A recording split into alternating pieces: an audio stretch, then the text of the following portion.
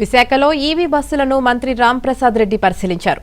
Bhogapuram international ఎయిర్పోర్టుకు వెళ్లేందుకు 20 బస్సులను ఏర్పాటు చేశారు. విమానాశ్రయం ప్రారంభం రోజున వీటిని మొదలుపెట్టనున్నట్లు రాంప్రసాద్ రెడ్డి తెలిపారు. గాజువాక నుంచి భోగాపురానికి త్వరగా చేరుకునేందుకు రోడ్ మ్యాప్ రెడీ చేశామన్నారు.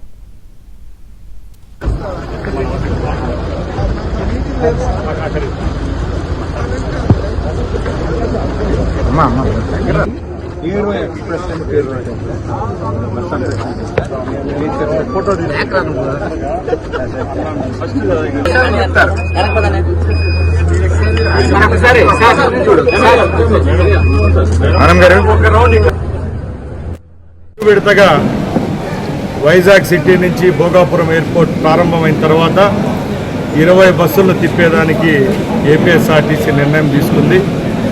పీఎం ఈ బస్ స్కీమ్ కింద ఏవైతే 1050 బస్సులు రాష్ట్రంలో ఏపీఎస్ఆర్టీసీకి తీసుకొస్తామని చెప్పామో అవి ప్రారంభించుకోవడం మాకు చాలా సంతోషాన్ని ఇచ్చింది.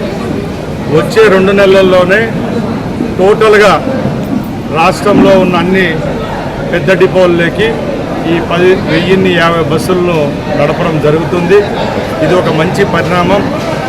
ఈరోజున్న పరిస్థితుల యొక్క అనుకూలంగా యావత్ ప్రపంచమంతా ఈరోజు ఈవీపై ఉన్న నమ్మకంతో వారి యొక్క ఫ్లీట్ అంతా ఎలక్ట్రిఫికేషన్ చేసుకోవడం జరుగుతూ ఉంది. కాబట్టి ఏపీఎస్ఆర్టీసీలో కూడా ఒక ముందడుగుగా చెప్పుకోవచ్చు. దీనివల్ల నాణ్యమైన సేవలు అందించేదానికి ఒక అవకాశం ఉంది.